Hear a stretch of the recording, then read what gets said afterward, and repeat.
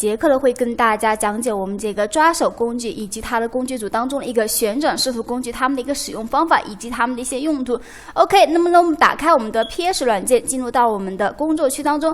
那么在这里呢，我会去新建一个画布。好，我新建一个800乘以800这样的一个画布大小。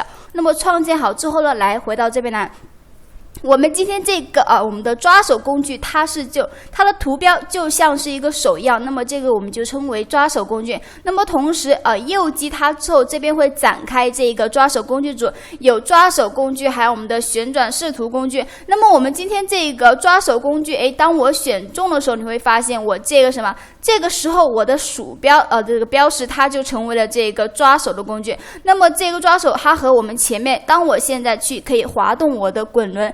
那么前面跟大家说过，我们可以将我们的画布放大缩小的时候是可以用到什么？在我们的这个属性栏当中的这个编辑菜单下面，对吧？首选项这边它的快捷键是 Ctrl 加 K， 那么我们直接也可以通过按快捷键 Ctrl 加 K， 那么呢跳出这样的一个窗口。那么在这个窗口当中选择我们的工具，这里我们是将这个用滚轮缩放将它什么勾选上了的。好，这边如果说大家勾选上这个地方，我们就可以随时不管是在哪一个地方，不管你选择是什么工具，对不对？你都可以将我们这个画布，将我现在当前的一个画布，当它放大缩小，这个大家应该都明白了。好，那么回到我们的抓手工具来，这个时候呢，我将我的这个画布放大之后，可能有一些地方我看不到了，对吧？好，这个时候比如说我现在去给它打一个文字，这个时候我选择我们的文字工具，那么在这边点击一下，会出来这样的一个就是说光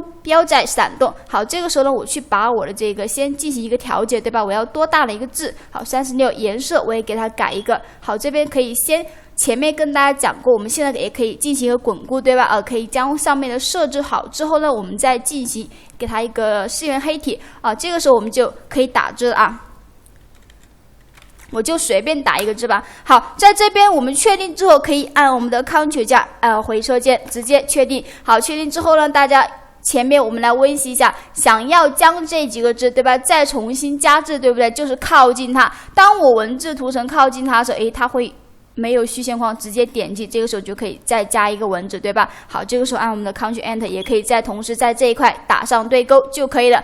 那么在这里呢，假如说我现在用我们的抓手工具，对吧？我将这个画布放大之后呢，你会发现那个地方呢，我的要的信息好像看不见了。这个时候呢，我们可以怎么样？用我们的这个抓手工具，这个时候就可以往下抓，往下拉，这个时候就出来，对吧？也可以看到，比如说其他地方如果说也有的话，我们也可以对它进行一个这样的拉动它，来看到显示到我当前的这个画面当中。我现在可以随时的想要对我想要查看的地方进行一个移动。那么这个时候呢，大家来想一下，我们是不是前面大家肯定会说过，好像有一个工具它也可以有这样的一个功能，对吧？好，大家可能会说是我们的移动工具。那我们现在就来看一下移动工具它到底能不能，对吧？好，这个时候呢，我们去用移动工具来，我们来移动一下。比如说我现在放大，对吧？我来将它进行一个移动，能吗？好像是不能，对不对？好，我们比如说我们选中这一个图层，选中这个背景图层也是不能的，你可以看到，对不对？它是不能够将它移动的。好，这个是我们的画布。那么呢，我们的移动工具它能移动的是什么？它能移动的是我们的图层一定要记住，它能移动的是我们的图层。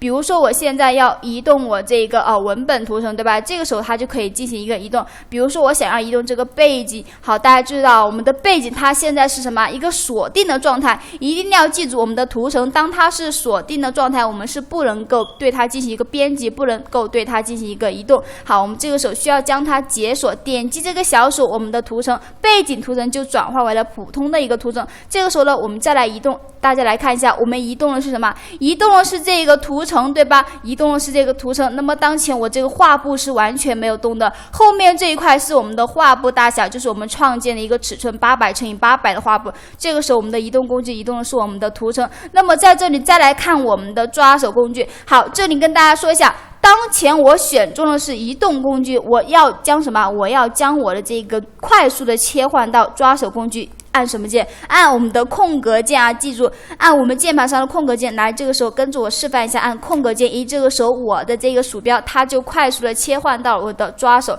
我这个时候就可以将它移动。这个时候大家可以看到，我移动的是我整个的一个画布，也就是说，我想要查看哪一个范围，左上中向。都可以啊，都可以做到。那么这个就是我们抓手工具它的一个使用。那么一般情况下呢，我们在做一些手绘修，对吧？想要用到这个工具，对他们进行什么呢？毕竟想要查看一下，毕竟我们这个工作区的大小没有多大，那么我们同时就可以通过抓手工具对这一块进行一个细查。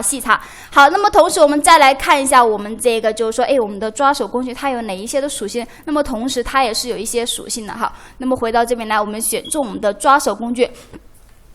在这边有一个滚动所有的窗口，那么这个是什么意思呢？你的窗口滚动所有的窗口。那么前面说过什么是窗口呀？在这里它只动的这个窗口是说了我们这个窗口。来，这个我们跟大家说过，在我们的 PS 当中，所有的窗口都是可以什么？都是可以随意的拖动的，也是可以随意的将它复合。可以看到蓝色的区域框框，我们松手它就会自动的贴合到我们这个 PS 当中。好，那么这里的窗口就是指的我们这个整个的一个窗口。比如说我现在再去新建一个，比如说我再去新建一个也是新建一个500×500，对吧？我再去新建一个其他的窗口，也就是其他的画布。好，这个时候大家可以看到有一个标题1、标题2，那么这个就是2个窗口。比如说我现在将这个拖出来，好，也可以将这个给它拖出来。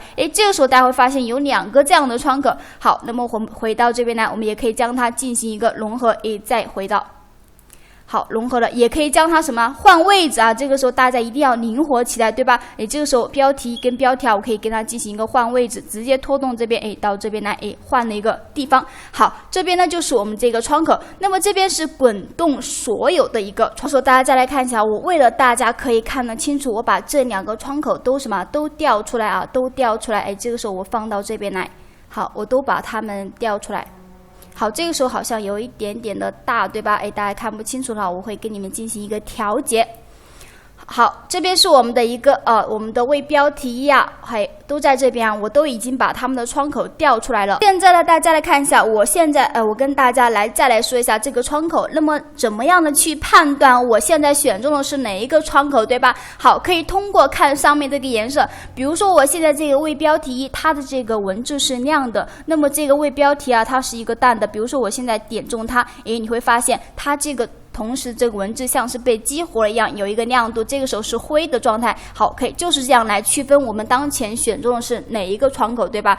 选中之后呢，它对应的图层啊，可以看到我现在点击是这个为标题啊，它这边只有一个背景图层，对吧？好，你就可以在这里进行，这边就是它的一个属性，以及这边我点击为标题1，这个时候它就会对应的把这边它自己的图层属性，那么呢就会显示出来。好，在这里跟大家说一下我们的抓手工具，比如说我现在选中我这个就是为标题，对吧？好，我先把这个盖住，对吧？让它盖住。好，这个时候呢，我的为标题啊，你可以发现我是不是动不了它？那么我动的时候，它在动的是谁呀？它是不是我现在明明是选中了为标题啊？那么我现在在动我的鼠标进行一个拖拉，你会发现它拖到的是谁？它拖到的是我们的为标题当中的文字显示，左右。可以左右上下，对吧？那么这里为什么就是说我们的为标题啊它不动呢？这里就涉及到我们当前的一个画布大小它没有刚刚也跟大家第一次有说过，当它没有什么充满我们这个整个工作区的时候，它是不能够进行一个移动的。